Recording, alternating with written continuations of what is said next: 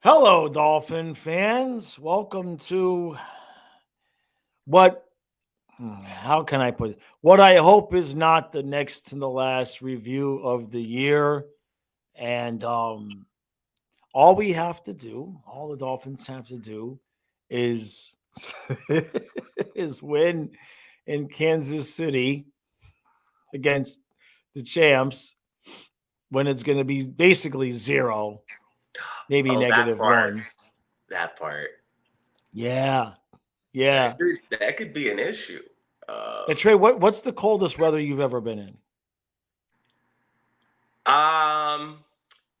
Well, I don't know what the temperature was. There was a Bills game a few years ago. They were playing the Colts, and the part of their highlights for that game was just ESPN showing how much a absurd amount of snow was there. Like it looked like Planet Yeah. Hoth from Empire Strikes Back.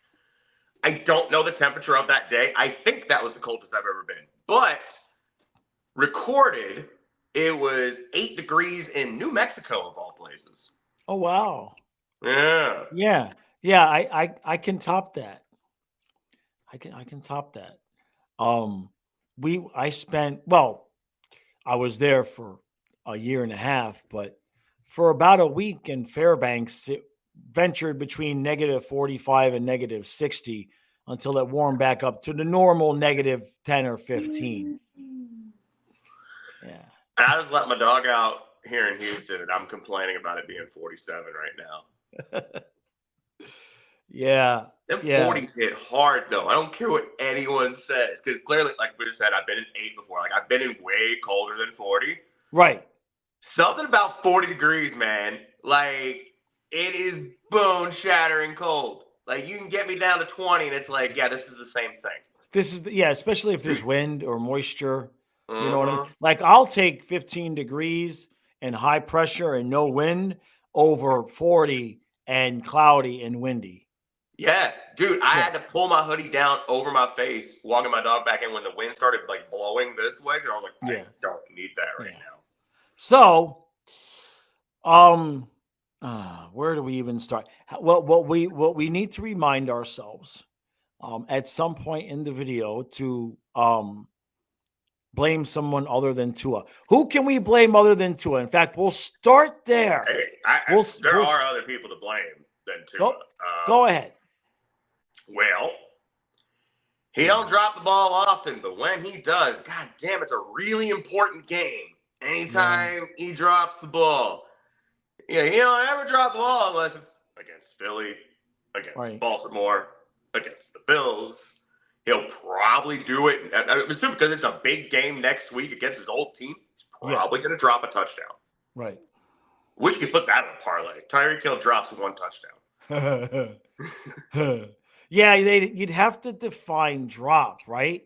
Because like he dropped it, but it was pass interference, and he had just kind of, he had gotten turned around and then got back, and the ball was there. So would that, in terms of for As, legal for the as, legal part of a bet, as far as right? my bet slip, that wouldn't count. Right. While I was watching that game, I was like, all right, you got bailed out because you dropped a touchdown. Yeah. Like, actually, there was a couple plays that there was one other play besides that that's sticking out. I can't remember the exact play, but there was a couple plays in that game where I was like, yo, we're even getting bailed out and we Uh-huh. still Yeah. can't do nothing with it. Like, any Doll fan that's potentially blaming the refs, no, not this game. We were Yeah. getting help, if anything, but it was Yeah. probably a neutral game. Yeah. Yeah. No. And I was saying, who else can we blame? I don't care if he was part of that tackle. I'm blaming Eli Apple for anything. I swear to God, he was gonna go back into the end zone if he hadn't gotten tackled on the 5. Right. He was Right. like, "Oh shit!" He was going to go back and get a I safety. know. I Swear to know. God. I know. I forget who was saying it, but someone on the networks was reporting that if we lose this game, Right. Mike McDaniel might be on the hot seat. Yeah, for next year, yes, he will be. And that I would prefer that not to happen because his press conferences are really good for the channel. Right? No, Okay. I don't think he should be the one on the hot seat. And there are other people to blame besides Tua, but this kind of goes back to Tua. Yeah. I think Tua should be on the hot seat before Mike. Right. You know, kind of like how teams will get rid of an offensive coordinator before they'll get rid of the head coach. Yes. Tua was here before McDaniel. Right. Let McDaniel at least get his quarterback, and if that don't work, then you can get rid of him too. But don't have this thing where Tua's here before McDaniel and Tua's here after McDaniel. Well, here's my Tua take. Well, we'll just summarize it. This is my Tua take.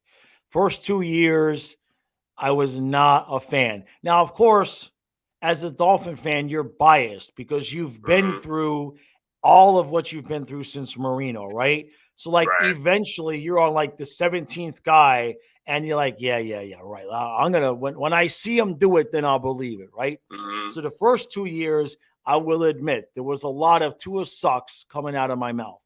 Right. Then I heard all of the Flores stuff that was going on in the background. McDaniel came in and I said, okay, you know what? Like in the other guys, fresh start. Okay. Right. I gave Tua a fresh start, and I tried to be, I've given him praise where he deserves praise and criticism where he deserves criticism. What I will say is this. Every year he's gone into the offseason with a problem, worked on it, and significantly improved what that problem was. However, all of the other years, the problem was physical. This one's mental. Yeah. This is a mental problem because you can take forget everything else that happened in the game. Forget wins, forget losses, forget that. What we need to discover, and as Fluffy is getting up, so he must know I'm making a point. Mm-hmm. On that last play, on that last interception, how does Tua take the couple steps back and sees single coverage,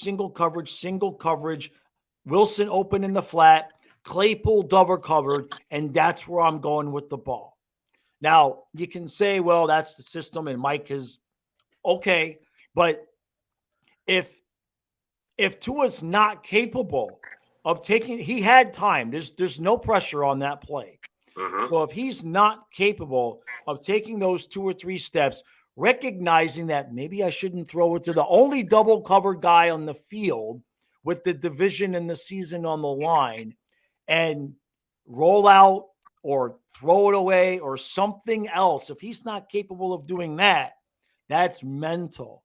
Yeah. Whether or not he can fix that or not, that remains to be seen.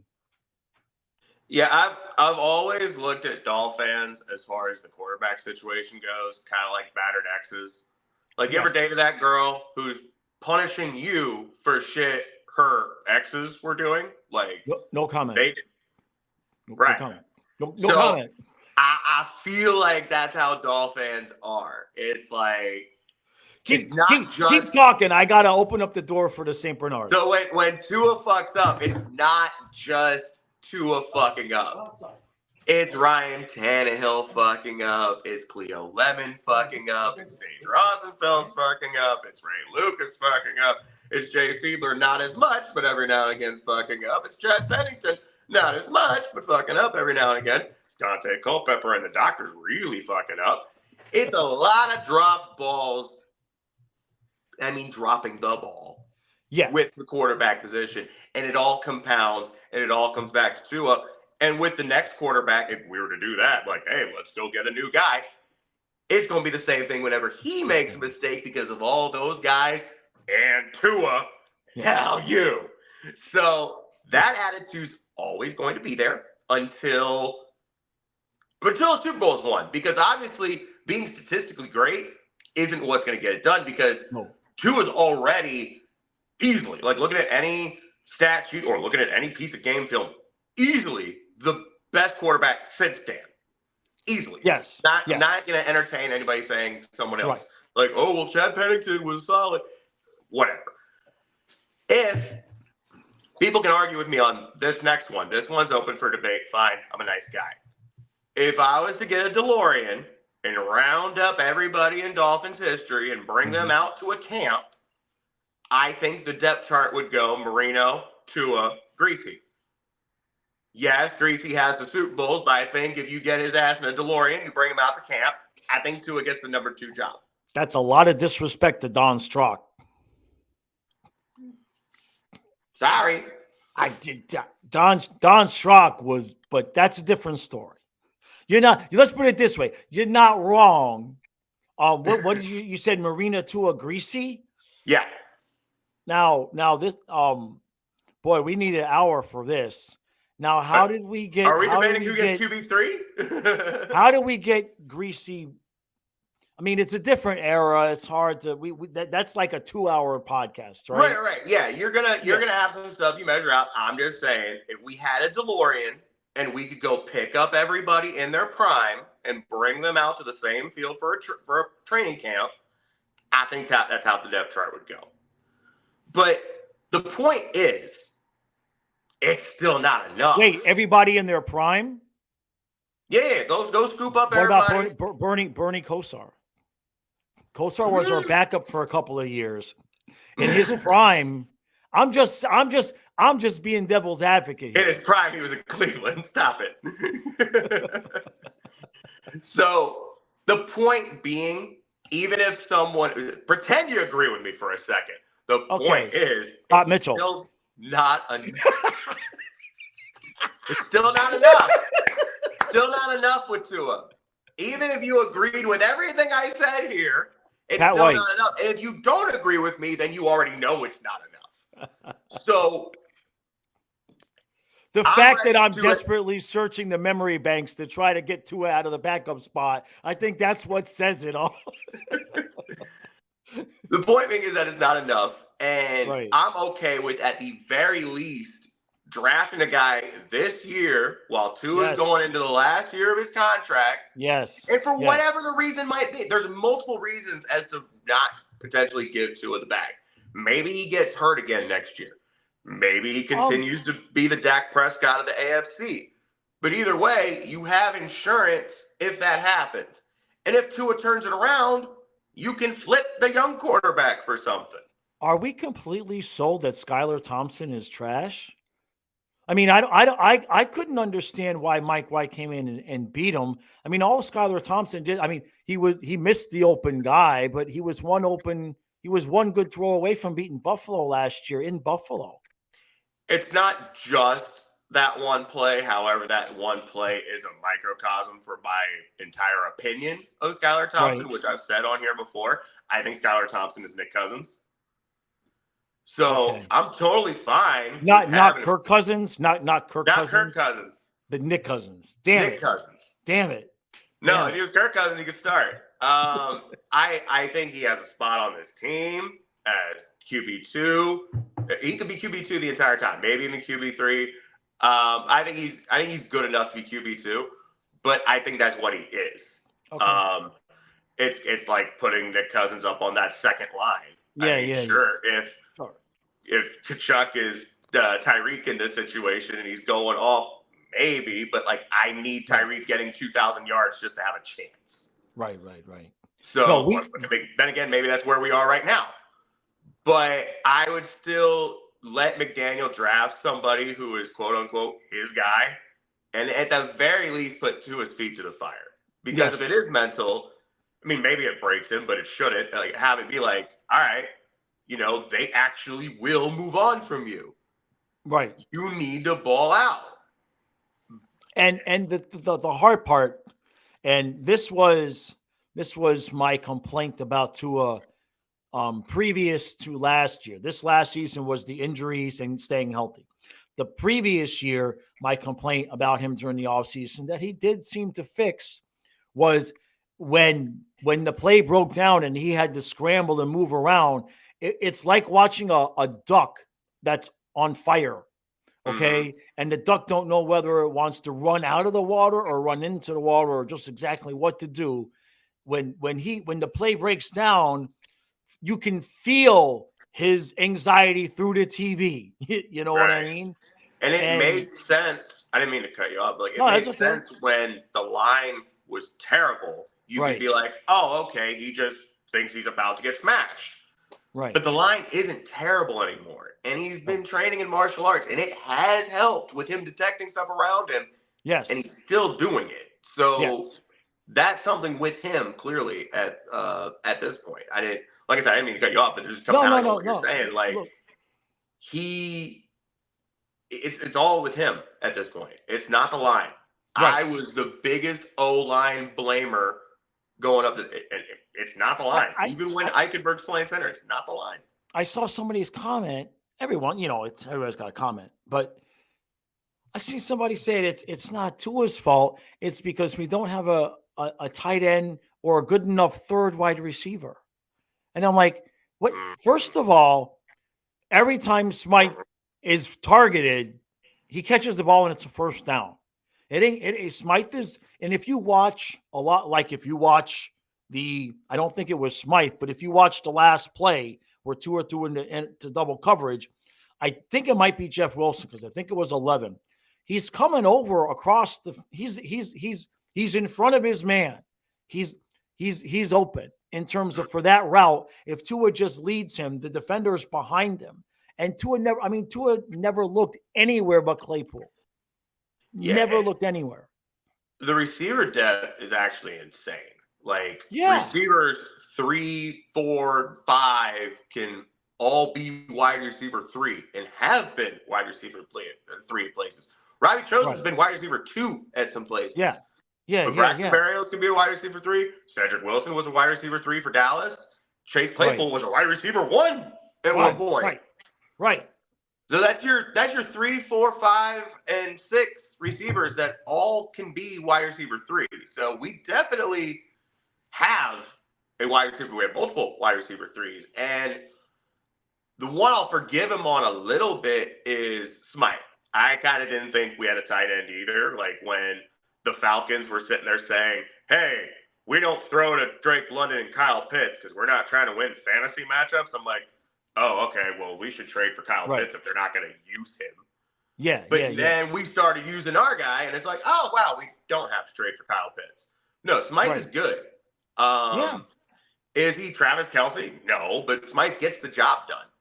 Yeah. Especially when you have so much attention diverted to other places. You got 5 guys on Tyreek, and you still have a guy on Waddle. You still have a guy on HN. Yeah, tight end just has to be competent, run decent routes, Secchi, catch the ball, and you just got to run good routes, catch the ball, which is what Smythe does. Right. Now, one thing I want to bring up, because I already seen it a little bit,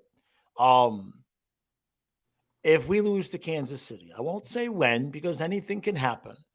And if McDaniel is smart, and we'll get into that, but if we lose to Kansas City, be prepared until something happens. You know how all the Deshaun Watson talk was last year? Mm-hmm. You're gonna hear Russell Wilson's name over and over and over and over What's that? What's that? Like what's that gonna do though? You know what I mean? Like, well, yeah. I'm not advocating for it. I'm just saying that. But like that's the same thing, bro. Like I know that's just older Tua. It's older Tua is what Russell Wilson is. I mean, maybe, and he was now. Granted, Mike McDaniel's a genius too. Yeah, but until Peyton got there, Russell he was outright washed. Yeah, I'll even throw the R in there with my grandparents' West Virginia accent. He was washed. They used to say Miami too instead of Miami. They're no, weird. I agree about the drafting somebody. I still wouldn't mind bringing in somebody that could throw to his feet under the fire. But then you get into who, and this draft is loaded. Well, no, I'm talking about. Well, you're talking about the rookie putting feet under his fire. Under his feet. Yeah. Well, why not? Yeah, because He's not going to be starting immediately, so we don't have to worry about that. He'd be sitting Right. for a year, like Mahomes did that in Kansas City. Every Packer quarterback sits for like 5 years. Yeah, it's a So good he'd be point. sitting for a bit. No pressure on him, working on Yeah. his game. And yeah, it would hold to his feet to the fire to be like, yo, Right. not going to give you a bag if you're still AFC Dak Prescott. Like, Yeah. not doing it. Going to just go on to another quarterback, also on a rookie scale, keep the roster that we have, and keep competing. Are you going Right. to take a little bit of a step back? Maybe, but who Right. knows? With the year there, the rookie year there at the practice field, learn the system, all that shit. So you're not having those same issues that you normally have with a rookie quarterback. How much of a Yeah. grasp of the system do you have? How much of a chemistry do you have with your receivers? How well do you know your head coach? It's not just a training camp, it's a whole year. So I Right. don't know how much of a step back you necessarily take, especially if he's got that talent. Because if he's got that talent, Houston will tell you, we just need the training camp. Yeah. Yeah. So the other part to it is with McDaniel, what he came out and said, because people were getting critical with him about, we only ran the ball 3 times in the second half, even though we were running all over him in the first. And what he said was Buffalo changed the number of guys in the box. They started bringing in a safety. So that's why we didn't run. Well, the problem Why is would you play that we action? also didn't start taking deep shots. If there was one less safety back there, instead we're still running these short routes and the screens. And if the box is loaded, throwing a screen ain't no better than running the ball. You got to open things back up, and so that's the hard part, I think, for Dolphin fans right now is when you're physically not good enough, you're physically not good enough. Like Ryan Tannehill, okay? We didn't win with Ryan Tannehill, but at the very least, we knew with Ryan Tannehill, if a play broke down, he might take off running, he might run around. You've got. I'm not saying Tannehill was better, but it was like you could tell that Tannehill was leaving everything out there on the field. There wasn't a lot of stupid throws from Tannehill. It was the offensive line would suck, the wide receivers weren't really open, and he had to throw the ball anyway. You know what I mean? But with Mm-hmm. Tua and with the talent that we have, people looking at Tua, people are looking at McDaniel, and it's kind of like, how can you guys not make this work? I think that's the frustrating part. And I think that's why people are wanting to put McDaniel on the hot seat because they're like, you're Mhm. supposed to be this genius that comes in here and fixes everything. You're the guy that started putting Debo Samuel in at running back and unlocked all of his stuff. Right. Why aren't you doing that here? Why aren't you fixing Tua? Well, maybe Tua can't be fixed. If we got it all the way down to just this mental block, maybe there ain't nothing he can do. Maybe we're calling things the way we're calling it because Tua can't go beyond this read. Or maybe it's because Right. Tua only throws to a spot and has to anticipate spots instead of seeing the coverage being like, oh, fuck, that guy's open. Yeah. Something with that. And again, that has sounded weird to me all year long. I had never Uh-huh. heard that before. Someone in the comments said that's how quarterbacks are taught to throw. And I took his word for it because I'm like, okay, I played linebacker. But But I'm but starting to let's question it let's now. I'm like, reverse I that. don't think that's how they're taught, man. I don't think Let, so. rewind the tape. Tua is throwing to the only guy who's double covered. Yeah. Okay, wait. Rewind it a little bit more.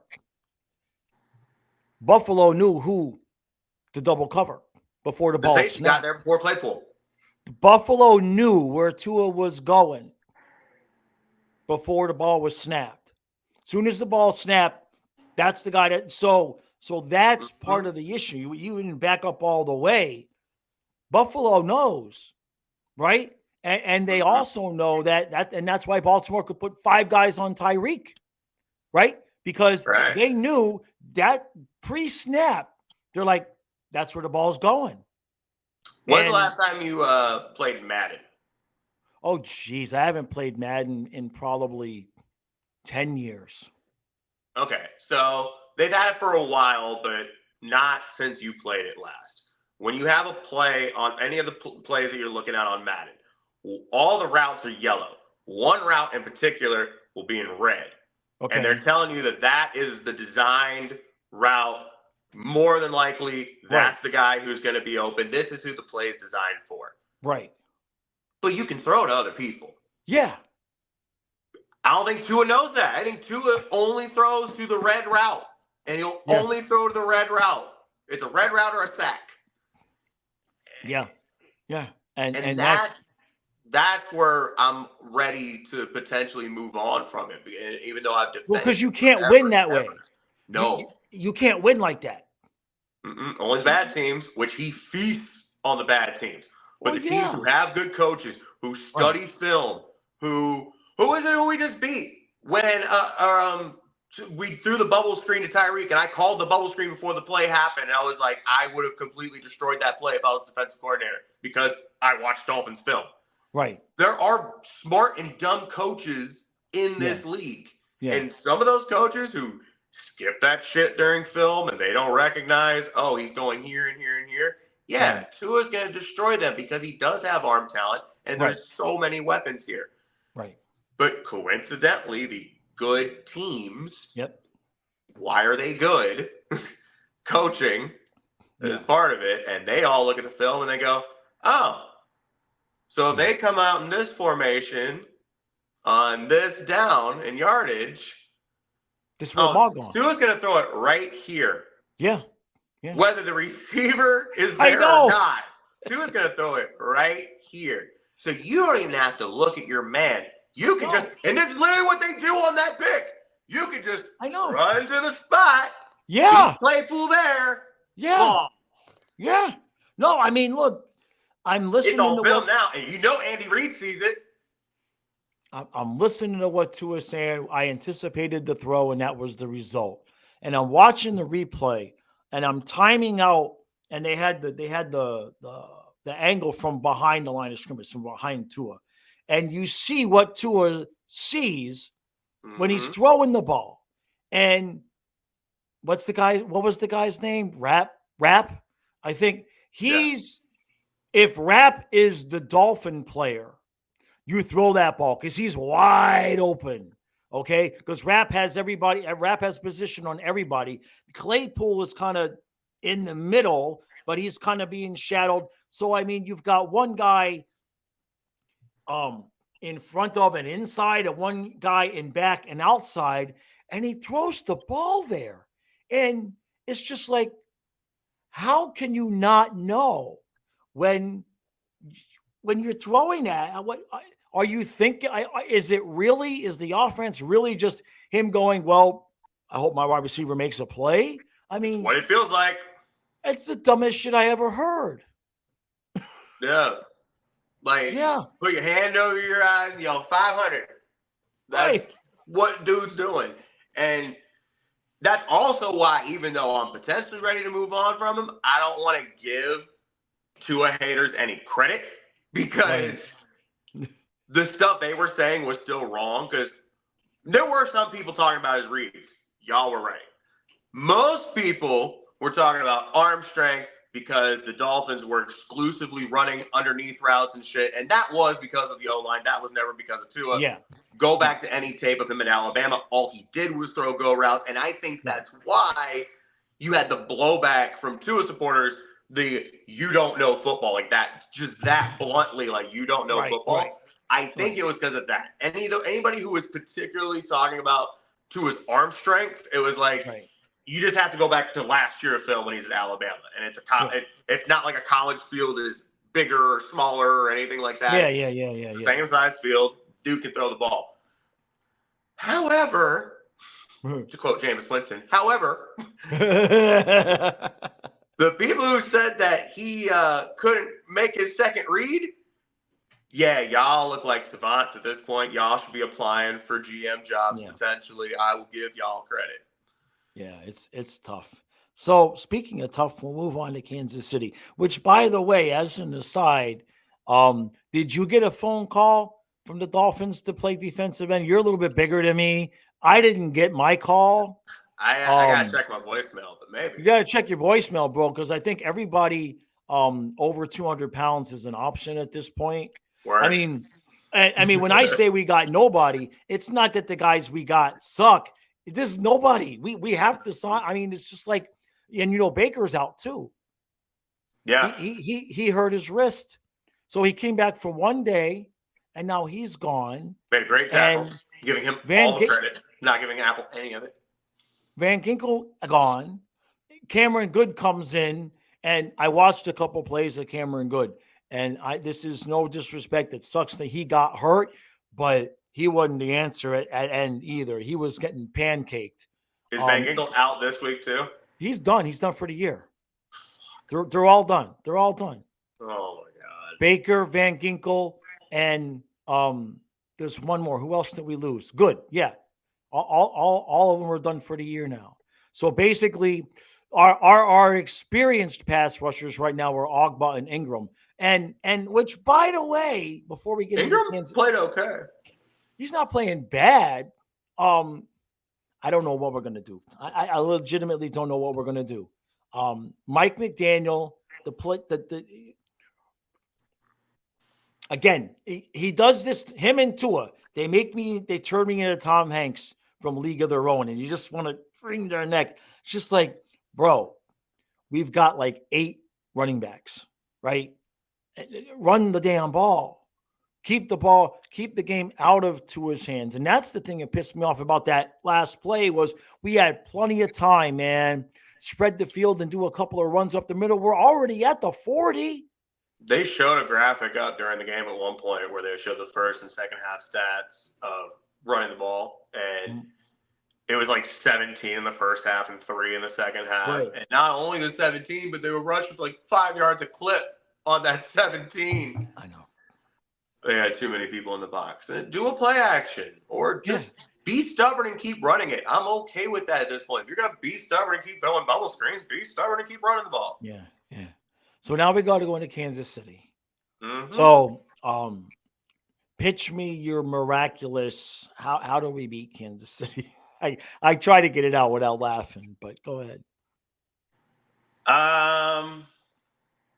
So somebody, I agree. So here's what happens. Okay. It's a bad field. Yeah. Bad weather. Maybe somebody on a kick return, punt return, does a little twist with his foot, makes a big divot in the field, right? Right. We forget about it. You don't even notice it to forget it. Then a couple drives later, Mahomes is out on the field. He takes a 5-step drop. On his 3rd step, he hits that divot from that return earlier. And he falls over. He's got a blown Achilles. And then Jackson Mahomes has to come in and play quarterback. And then maybe, just maybe, we can win that game in overtime. For clarity purposes, nobody is hoping Mahomes gets hurt. Well, if Jackson's going to come in, I might hope for it. Still Chad Henne the backup there. No, he retired last year. Okay, I was about to say that would be interesting. Oh, that'd be something. Henne coming in and beating Tua. That would send. We've already lost Tannehill to kick us out of the playoffs. They may. That would have been. That would have been great. That'd be peak Dolphins. Yeah, so for all I know, their backup's Jackson Mahomes now. I never want to say. That's the only way. I never want to. No, go ahead. I was going to say, that's the only way is if Mahomes gets hurt. Not that I'm advocating for that, but I think that's the only way we win. I never say we're out of it. I never say never, right?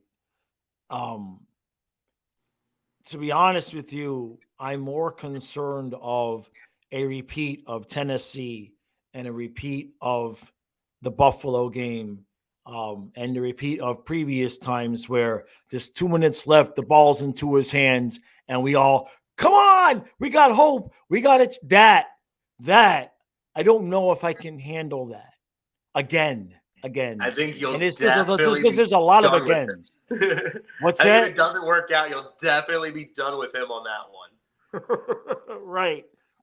You know, now, of course, our reward, should we beat Kansas City, is, is most likely um, to go play a rested Ravens team. So Yeah. we've kind of blown it. We've kind of blown it. But at the same time, if you take everything that's happened away, if I had $100 and my option was, because this is the Dolphins we're talking about here, okay? Mm-hmm. If you told me at the beginning of the season that the first week of the playoffs, I could choose which team I think we likely were to beat, which was Buffalo and Miami or at Kansas City, as crazy as it sounds, I would have said at Kansas City, not because I think we could beat Kansas City, because Buffalo is daddy. They own us, completely own us. And at Looks least with like it. Kansas City, there's some kind of whatever juju crazy thing could happen, It's neutral. maybe there's a 50% chance it goes our way. Against the Bills, whatever crazy shit happens, ball goes off of Van Ginkel's helmet, straight up Bro. in the air. And Sherfield, who's on the Dolphins last year, makes the catch of his life. So that's the kind of stuff that. So in hindsight, if I had put $100 on it and you held me, and said, "Hey, you got to pick," I would have said we have a better chance beating Kansas City in Kansas City than ever beating Buffalo. It doesn't matter where. I mean, logic wants me to argue with you, but watching this team, yeah, I guess so. I mean, I was watching it with my cousin. I actually have a cousin who lives here in Houston, and he's a Dolphins fan. And I totally forgot what I was going to say with that. Well, We were talking about who would have a better oh chance. yeah. So I hadn't had one of those moments in a really long time. Anyways, so he was like, well, I mean, we might as well lose this game because we're not going to beat Buffalo twice in a row. Right. So I was like, what? You want to go on the road to Kansas City? He's like, I don't exactly want to go on the road against Kansas City, but we're not going to beat Buffalo twice in a row. Right. So like the whole time he's like it was almost like when people joke, like if you blow out somebody the week before, or like the Panthers when they score a lot of goals and the next game they don't score any, and it's like, wow, I wish we could borrow some of those goals from the last week. Right. He's almost like wanting to borrow the win from the last week. He's like, well, blow our win this week, we can't win next week. No, and that would be perfectly Dolphins anyway. That was my prediction, was that they were going to beat Buffalo and then lose to Buffalo. But like he was so set on it. He was like, it was almost, he didn't say they got to lose, but his attitude was they got to lose. If they have any shot at winning next week, they got to lose this week. So what we need is we got to beat Kansas City. And then Pittsburgh has to beat Buffalo. And then if that happens, we play the winner of Houston and Cleveland. I believe that's the way it works. Yeah, we would. If the Steelers go to Super Bowl, and the Steelers, because the Steelers would be the low seed, they would go to Baltimore, and then we'd be playing Joe Flacco, who's already. We would be at Cleveland, and then we have to win that game, and then Pittsburgh has to beat Baltimore in Baltimore, and then we host the AFC Championship game against the Steelers. So you kind of need the Steelers and the Texans to win because you don't really want to play Cleveland. Exactly. Because if the Steelers win, assuming Cleveland wins, like you were either playing the class of the AFC in Baltimore or the team of destiny in Cleveland. Yeah. So, I almost feel like you need the Texans win as much as you need the Steelers win. Yeah. The way I'm looking at it is I've never been a Patrick Mahomes fan. I've been honest about that. He rubs me the wrong way. So short of winning the Super Bowl, which I don't think we was fixing to do, having an opportunity to be the team that eliminates the Chiefs, Okay, I'd rather take my chances trying to eliminate the Chiefs than trying to beat Buffalo 2 times in a row. Right. I mean, That's basically what you my know what cousin I was mean? saying. Yeah. You know, that said, if you know what's crazy, and this will be the last thing I have to say, and this might knock you out. I have more faith in the leg of Jason Sanders than the arm of Tua at the end of the game. I mean, you guys are getting me closer and closer to saying I want a new quarterback. That being said, I still want a new kicker. You still That'll do it. That's the perfect way to end the show. Trey, thank you, brother. We only missed one game this year, and that was my fault because we were having migraines. So I want to thank you for doing all of these with me. Hopefully the next one isn't our last. Yeah. But just in case, for all, we've had new subscribers, we've had new members, or new viewers watching this show. So we've had a good time.